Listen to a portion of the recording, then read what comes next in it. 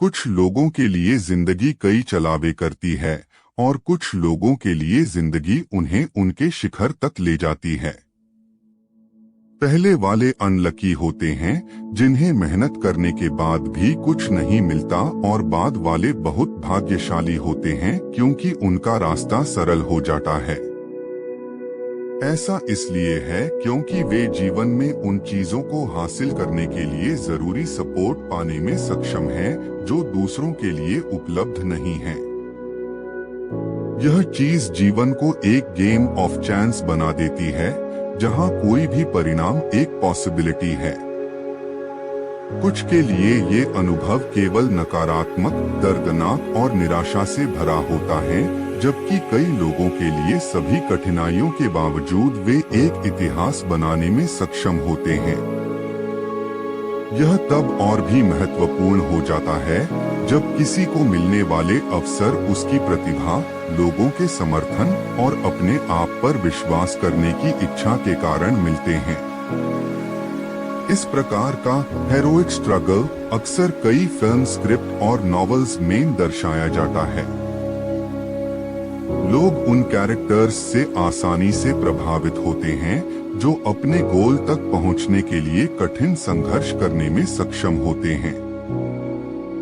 विडंबना यह है कि वास्तविक जीवन में ये चीजें दिखाई नहीं देती, लेकिन फिर भी लोग इन संघर्ष की कहानियों को सुनना पसंद करते हैं क्योंकि वे किसी भी कैरेक्टर की डिफाइनिंग मोमेंट्स होती है। इस प्रकार की अनफेवरेबल सिचुएशन वास्तव में किसी व्यक्ति की मानसिक दृढ़ता को दर्शाती हैं, खासकर जब व्यक्ति के पास किसी चीज पर एक राइट होता है जो उसे नहीं मिलता। ये खासकर तब होता है जब ऊपर के अधिकारी उसे अपनी मनपसंद चीज पाने से रोकते हैं। इसी तरह की स्टोरी लाइन WWE में साल 2013 से 2014 के बीच मौजूद थी। जिस रेसलर की चर्चा हो रही है वो कोई और नहीं बल्कि पूर्व WWE रेसलर डैनियल ब्रायन है। डैनियल ब्रायन ने रेसलमेनिया 30 में WWE चैंपियन बनने के लिए पूरे 1 साल तक अथॉरिटी के साथ फ्यूड किया था। इस पल को खास बनाने वाली बात यह थी कि डैनियल ब्रायन को रेसलमेनिया 30 को हेडलाइन बनाने के लिए प्रोमोट नहीं किया गया था। इसके अलावा WWE की टॉप मैनेजमेंट उन्हें एक टिपिकल WWE चैंपियन मानने के लिए ठीक नहीं समझती थी। यह डैनियल ब्रायन के फिजिक की वजह से था, जो एक सामान्य WWE सुपरस्टार की तुलना में एक आम आदमी के फिजिक को अधिक दर्शाता था। लेकिन इन सभी बाधाओं के बावजूद डैनियल ब्रायन ने रेसलमेनिया 30 में सुर्खियां बटोरी और उस रात चैंपियन बने। जो बात इस पूरी जर्नी को हैरान करती है वह यह है कि ओरिजिनल स्टोरी में Daniel Bryan main event story line का हिस्सा नहीं थे। उस रात उनका मुकाबला फेलो रेसलर शेमस से होना था, लेकिन जब समय आपके पक्ष में हो तो आपको अपने सपनों को हासिल करने से कोई नहीं रोक सकता।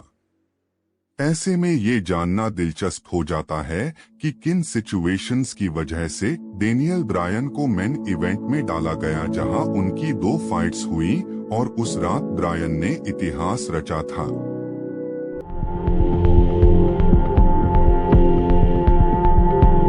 यह साल 2013 का था और जॉन सीना को WWE चैंपियनशिप के लिए अपना अपोनेंट चुनने का ऑप्शन दिया गया।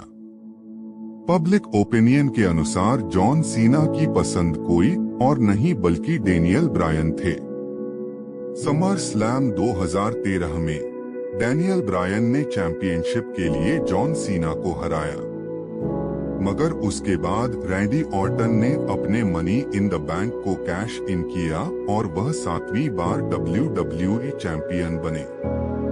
WWE चैंपियनशिप रैंडी ऑर्टन को जिताने के लिए उन्हें किसी और ने नहीं बल्कि special guest referee triple H ने ऑर्टन का साथ दिया था। WWE चैंपियनशिप को लेकर एक शॉर्ट फ्यूड के बाद डैनियल ब्रायन को चैंपियन बनने की दौड़ से बाहर कर दिया गया और उन्हें वायट फैमिली के साथ स्टोरी लाइन में डाल दिया गया। इसके चलते उनके कई मैच फैमिली के सदस्यों के साथ हुए। विडंबना यह है कि ब्रायन को लाइव दर्शकों का समर्थन मिल रहा था, जबकि वह ब्रे वायट के आगे कई सारे मैच हार गए थे। WWE क्रिएटिव टीम के ब्रायन की शेमस के साथ फ्यूड कराने की अन्य योजनाएं थीं, लेकिन इसका असर शुरू होने से पहले ही ये आइडिया ड्रॉप हो गया, क्योंकि WWE यूनिवर्स ने यस मूवमेंट शुरू कर दिया था, जिसके कारण डेनियल ब्रायन की लोकप्रियता और जनता का समर्थन बढ़ गया था।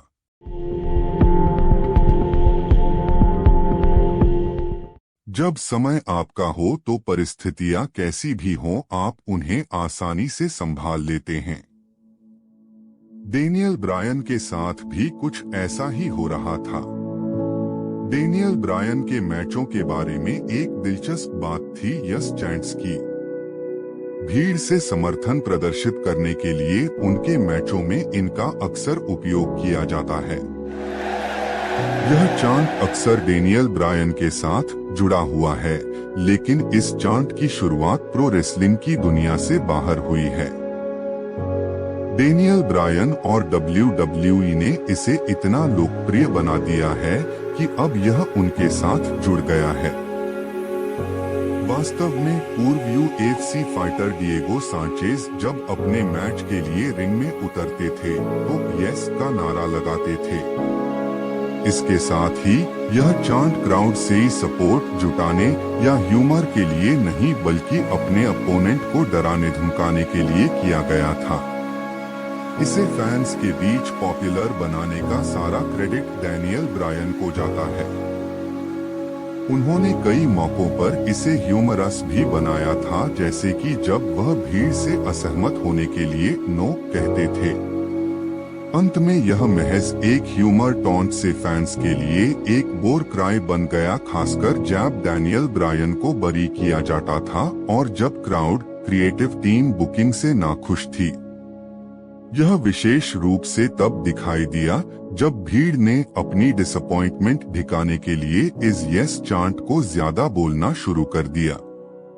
सबसे बड़ा इंसिडेंट 2014 के रॉयल रंबल का था, जब क्राउड ने इसे बार बार बोला, जबकि उस वर्ष के रॉयल रंबल के विनर बाटिस्टा थे। ऐसी प्रतिक्रियाएं एक बार नहीं बल्कि कई बार देखने को मिलती हैं। सियाटल में एक लाइव इवेंट के दौरान यस चांट अपने पीक पर पहुंच गया, तब जॉन सीना को स्क्रिप्ट से हटकर डेनियल ब्रायन की लोकप्रियता को स्वीकार करना पड़ा था।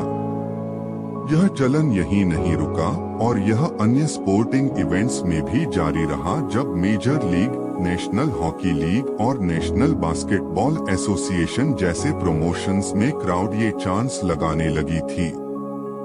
इन सभी घटनाओं के घटित होने से एक बात निश्चित हो गई कि डेनियल ब्रायन जल्द ही चैंपियन बनेंगे। लेकिन अभी भी एक सवाल है जिसका जवाब मिलना बाकी है। डेनियल ब्रायन में ऐसी क्या खास बात थी कि उन्हें लगातार लोगों का समर्थन मिलता रहा?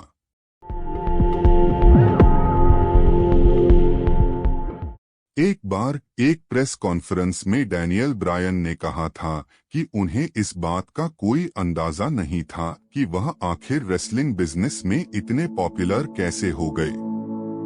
उन्हें नहीं पता था कि उनमें कौन सा विशेष गुण है जिसने उन्हें प्रशंसकों के बीच इतना पॉपुलर बनाया। वह खुद को एक बेहद साधारण रेसलर मानते हैं जिसे रेसलिंग का शौक है। डेनियल ब्रायन ने भले ही ये सब आउट ऑफ ह्यूमिलिटी कहा हो, लेकिन वास्तविकता में उनकी ह्यूमिलिटी और वर्क एथिक उन्हें बाकियों से विशेष बनाता है। डेनियल ब्रायन कोई बहुत बड़े रेसलर नहीं हैं और न ही वो बहुत हाई फ्लाइंग रेसलर हैं। क्राउड से यस के नारे को छोड़कर उनका माइक स्किल ऑर्डिनरी है। स्टोरी लाइन्स में आमतौर पर वह एक सामान्य WWE रेसलर भी नहीं है, लेकिन फिर भी रेसलिंग फैंस ने उनके साथ विशेष संबंध बनाए रखा है। इसका कारण सरल है। उनके सरल स्वभाव ने वास्तव में उस समय के अन्य रेसलर्स की तुलना में लोगों को उन पर अधिक विश्वास करने के लिए प्रेरित किया। उन्होंने एक आम आदमी का चित्रण किया जिसके पास कुछ खास नहीं था। एक आम आदमी के लक्षण क्या हैं? आम आदमी वह होता है जो हर किसी की तरह दिखता है और उसके पास कुछ खास नहीं होता। वह आमतौर पर अपने वर्क प्लेस पर निचले स्तर पर काम करता है और उस सपनों का जीवन जीने में सक्षम होने के लिए कड़ी मेहनत करता है जिसे वह हमेशा जीना चाहता है। लेकिन हकीकत में तमाम मेहनत के बावजूद भी वह जीवन में सफल नहीं हो पाता है। जीवन में सफल होना आसान नहीं है क्योंकि जीवन के हर रास्ते पर बाधाएं आती हैं और यदि व्यक्ति के पास इन्फ्लुएंशियल कॉन्टैक्ट्स नहीं हैं, तो यह और कठिन हो जाता है। There is no free competition in the world। यह सच्चाई है। कोई व्यक्ति जितनी चाहे उतनी मेहनत कर सकता है, लेकिन अंत में इस बात की कोई गारंटी नहीं है कि वह आखिर में सफल होगा। सफल होने के लिए व्यक्ति के पास स्पेशल टैलेंट होने की आवश्यकता होती है, जैसे वेल्थ, कॉन्टैक्ट्स, ब्यूटी और स्पेशल एबिलिटी। यदि किसी व्यक्ति के पास इनमें से कुछ भी है, तो यह स्पष्ट है कि वह आपसे आगे निकल जाएगा। आप हमेशा पीछे रह जाएंगे और तब आपको एहसास होगा कि कड़ी मेहनत हमेशा सफलता की गारंटी नहीं देती है। यहाँ तक कि डेनियल ब्रायन भी ऐसी ही स्थिति का अनुभव कर रहे थे जो दुनिया में लाखों लोगों के साथ हो रहा था। Story line main the authority केवल एक हील फैक्शन था जो एक कॉरपोरेट ऑफिस में टॉप लेवल पावर होल्डर्स को डिपिक्ट करता है जिनके पास सारी पावर्स होती है। स्टोरी लाइन मेन उनके मुताबिक डेनियल ब्रायन में ऐसा कुछ खास या अनोखा नहीं था जो उन्हें WWE सुपरस्टार बना सके। ऐसे ही एक प्रोमो में स्टेफनी मैकमहन ने ब्रायन को B+ प्लेयर तक कह डाला, जो WWE चैंपियन बनने के लायक नहीं है। इसके बाद कई एपिसोड्स में डेनियल ब्रायन की प्रोग्रेस रोक दी गई और उनके आगे बढ़ने के जज्बे को मारने की कोशिश की गई। इसने ब्रायन और WWE यूनिवर्स को उनका और भी अधिक समर्थन करने के लिए प्रेरित किया। क्राउड में ब्रायन के प्रति सहानुभूति और बढ़ गई क्योंकि ब्रायन के संघर्ष में उन्हें वास्तव में अपना दर्द दिख रहा था जो उन्होंने अपने जीवन में अनुभव किया है या अनुभव कर रहे हैं। स्टोरी लाइन के हर एपिसोड में वास्तव में एक आम आदमी के संघर्ष को दर्शाता है जो रियल लाइफ में अक्सर होता है। लोग जीवन में प्रगति करने की इच्छा रखते हैं, लेकिन उन्हें हैरासमेंट, ऑफिस पॉलिटिक्स और बुलिंग ही मिलती है, जिसके कारण कई लोग वास्तव में अपने जीवन में निराश और हताश हो जाते हैं। डेनियल ब्रायन का भी कहानी में ऐसा ही हश्र हो रहा था, जिसके कारण भीड़ वास्तव में उनके प्रति सहानुभूति रख सकी क्योंकि वे उनके संघर्षों को अपने संघर्षों से जोड़ने में सक्षम थे। इससे उन सभी में एक इंटरनल रिबेल पैदा हो गया और वे दी अथॉरिटी के खिलाफ अपने यस चांस के साथ ब्रायन का समर्थन करने लगे।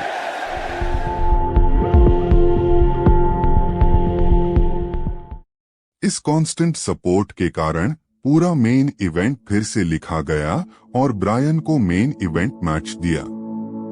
शुरुआत में ब्रायन का शेमस के खिलाफ एक मिड कार्ड मैच था, लेकिन लगातार समर्थन के कारण ब्रायन को उस रात 2 मैच मिले। पहला मैच हंटर हेम्सली के खिलाफ था और दूसरा मैच रैंडी ऑर्टन और बटिस्टा के खिलाफ था। उन्होंने उस रात दोनों मैच जीते और WWE चैंपियन बनकर इतिहास रच दिया और यस चांट करके अपने प्रशंसकों के साथ इसको सेलिब्रेट किया। इस तरह की यादें एक खजाने की तरह होती हैं, वे कीमती होती हैं और लोगों पर एक लास्टिंग मेमोरी छोड़ जाती हैं। जो चीज इन यादों को विशेष बनाती है वह यह है कि यह बार बार घटित नहीं होती हैं, लेकिन जब यह घटित होती हैं, तो लोग इसे अपनी खुद की जर्नी मानने लगते हैं और प्लॉट के प्रोटैगनिस्ट को पूरा सपोर्ट करते हैं।